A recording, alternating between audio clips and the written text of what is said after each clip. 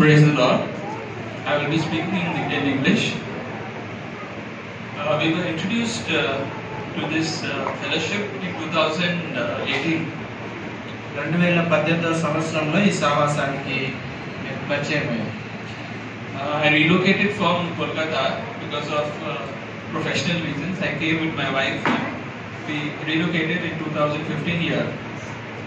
మరి ఉద్యోగ రీత్యా మేము కోల్కతా నుండి ఈ ప్రాంతానికి బదిలీ కావడం జరిగింది.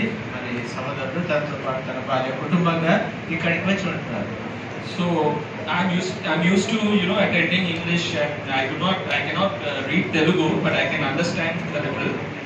మరి నేనైతే తెలుగు చదవలేను, తెలుగు అర్థం చేసుకోగలను. అయితే ఇంగ్లీష్ వర్షిప్ ఉన్నటువంటి ఆ యొక్క సంఘానికి వెళ్తుండేవారు. My parents are from Andhra.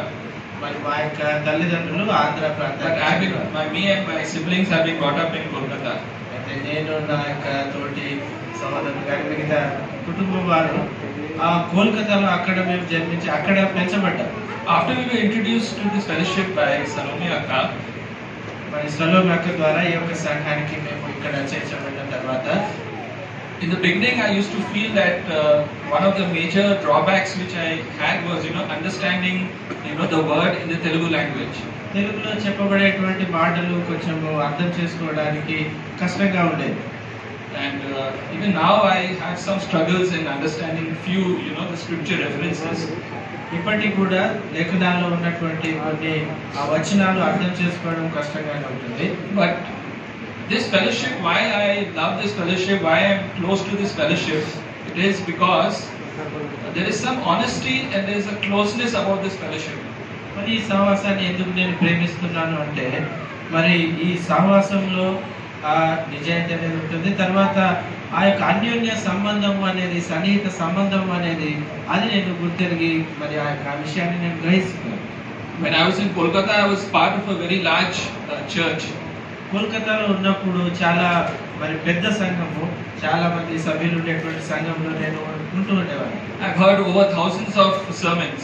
మరి అక్కడ దాదాపు వేల కొలది సందేశాలు ఆ యొక్క సంఘంలో వింటూ వచ్చాను. And the difference in what I've heard and what I hear here is, here the word is spoken in spirit and in truth. మరి అక్కడ ఇక్కడ నేను చూసినటువంటి తేడా ఏంటంటే, దేవుని యొక్క వాక్యం అనేది మరి ఆత్మతో సత్యంతో ఈ యొక్క వాక్యం ఇక్కడ ప్రకటించబడడం నేను గమనిస్తూ వచ్చాను.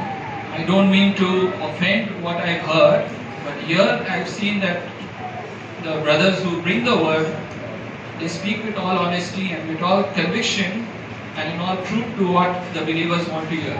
ఇంకా నేను కోల్కతాలో విన్నదాన్ని ఏదో తక్కువ చేసి చెప్పట్లేదు, కానీ ఇక్కడ ఎవరైతే సహోదరులు వాక్యాన్ని అందిస్తారో వారు కలిగి ఉన్నటువంటి ఆ యొక్క ఒప్పుకోలుని బట్టి, యథార్థతను బట్టి ఆ యొక్క వాక్యాన్ని వారు తీసుకొచ్చే వారిగా ఉంటారు. In these days there are many congregations, they only want to hear what they want to hear. They don't want to hear what God wants to speak to them. మరి ఈ దినాల్లో అనేక సంఘాల్లో చూస్తే వారికి ఏం కావాలో ఆ మాటలే వినాలనేటువంటి ఆశ కలిగి ఉంటున్నారు, కానీ దేవుడు ఏం చెప్పబోతున్నాడో ఆ యొక్క విషయాలను వినాలనేటువంటి ఆశ అనేది కొరవట్లున్నట్టుగా గమనిస్తున్నాము. They want to hear sermons of prosperity, they want to hear sermons about well-being, they want to hear sermons about getting rich. Those are the sermons people want to hear. ఇంకా ప్రస్తుత కాలంలో చూస్తే అభివృద్ధి చెందడం, ఆశీర్వాదాలు పొందడము, వీటికి సంబంధించినటువంటి సందేశాలే వినాలనేటువంటి ఆశ కలిగిన వారుగా చాలా మంది ఉంటూ ఉన్నారు. But here in this fellowship, I have seen that I have heard the word being spoken directly to the people, convicting them, speaking about sin, speaking about areas where they are weak in, and also for correction and for edification. అయితే ఇక్కడ చెప్పబడినటువంటి మాటలు అంటే పాపంను ఎత్తి చూపి హెచ్చరించడము, తర్వాత మనుషులు కలిగి ఉన్నటువంటి లోటుపాట్లను ఒప్పింప చేయనట్టుగా దేవుని యొక్క వాక్యం ఇక్కడ నుండి ప్రకటించబడడం నేను గమనిస్తూ వచ్చాను. Often I struggle in trying to understand the Telugu language, but in the 7 years that I've been here, there's not been a single time where I felt that I should go to another English congregation because of the word that is preached here. ఇంకా నాకు తెలుగు అర్థం చేసుకోవడం కొంచెం కష్టమే, కానీ దాదాపు ఇన్ని సంవత్సరాలు ఇక్కడ ఉంటూ వచ్చాను కదా, ఈ సంవత్సరాలు అన్నింటిలో కొంత అర్థం కాకపోయినా కానీ ఇక్కడ నుండి వేరే సంఘానికి వెళ్ళాలి అనేటువంటి ఆలోచన ఎప్పుడూ రాలేదు. ఎందుకంటే ఆ రకంగా దేవుని యొక్క వాక్యం ఇక్కడ నుండి ప్రకటించబడతా వచ్చింది. There's so much of edification, there's so much of conviction, there's so much of counseling. You grow in the word that is preached here. మరి ఎంతగానో ఒప్పుకోలు మరి కలిగి ఉండేటువంటి విధంగా కావాల్సినటువంటి సలహా ఇవ్వడము, ఆత్మీయంగా ఎదగడానికి ఆస్కారము, మరి ఈ రకంగా అన్ని కూడా ఇక్కడ నాకు ప్రోద్బలాన్ని ఇచ్చేవిగా ఉంటున్నాయి. And in these days, it is very important that this is the word that we must take and apply in our daily lives. మరి ఈ దినాల్లో మన యొక్క అనుదిన జీవితంలో ఈ యొక్క విషయాన్ని మన జీవితంలో అన్వయించుకోవడం అనేది చాలా ప్రాముఖ్యమైనది. And that has helped me to grow strong and help me in my spiritual life. మరి అది నా జీవితంలో కొంచెం బలంగా నేను ఎదగడానికి, ఆత్మీయంగా ఎదగడానికి ఆ విషయాలు నాకు ఎంతో సహకరిస్తున్నాయి. The second most important thing why I love this fellowship is because of the love and the closeness of this fellowship.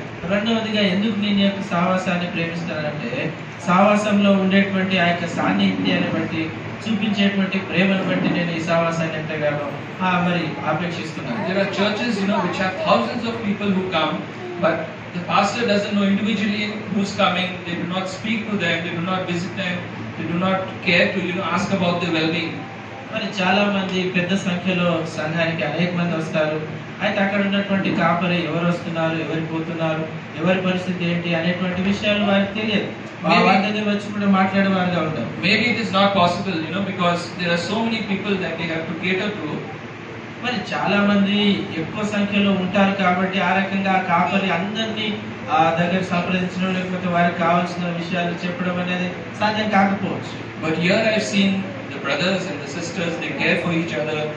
They constantly asking about each other. Even me and my family, when we go through difficult times, when we are not well, we are having some struggles, somebody or the other is always calling us, somebody is speaking to us, encouragement through prayer, advising us. అయితే ఇక్కడ ఉన్నటువంటి సహోదరులు సహోదరులు మరి కావలసినటువంటి సమయంలో మరి మాతో మాట్లాడడము, ఏదైనా కుటుంబ పరంగా మేము ఏదైనా పరిస్థితులు ఉంటే ఫోన్ చేసి అడగడము, మా గురించి ప్రార్థన చేయడము, ఈ రకంగా వారు మమ్మల్ని గురించి పట్టించుకునేవారు. I faced a lot of struggles. In fact, I faced a lot of struggles in my professional life, in my personal life.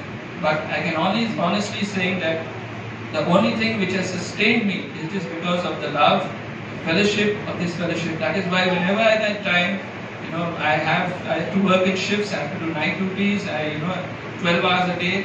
Whenever I get time, I just always look forward to coming to this fellowship. మరి నేను ఉద్యోగరీత్యా కానీ, కుటుంబ పరంగా కానీ, అనేక వ్యక్తిగతంగా అనేక సవాళ్ళను ఎదుర్కొంటూ వచ్చాను. అయితే వీటన్నిటిలో కూడా నన్ను ఇంకా కూడా కొనసాగునట్లుగా, మరి ఈ రకంగా స్థిరంగా ఉండనట్లుగా చేసేది ఏంటంటే మరి సహవాసమే. ఆ రకంగా నేను నైట్ షిఫ్ట్స్లలో కూడా పనిచేస్తూ ఉంటాను. కానీ ఎప్పుడు మరి నాకు అంటే షిఫ్ట్ లేకుండా ఉన్న ప్రతి సందర్భంలో కూడా నేను దేవుని యొక్క మందిరానికి వచ్చి ఈ రకంగా సహవాసాన్ని నేను ఆనందిస్తున్నాను. One of the most good thing I like about this fellowship is our dear beloved leader, the pastor of this church, Brother Benan.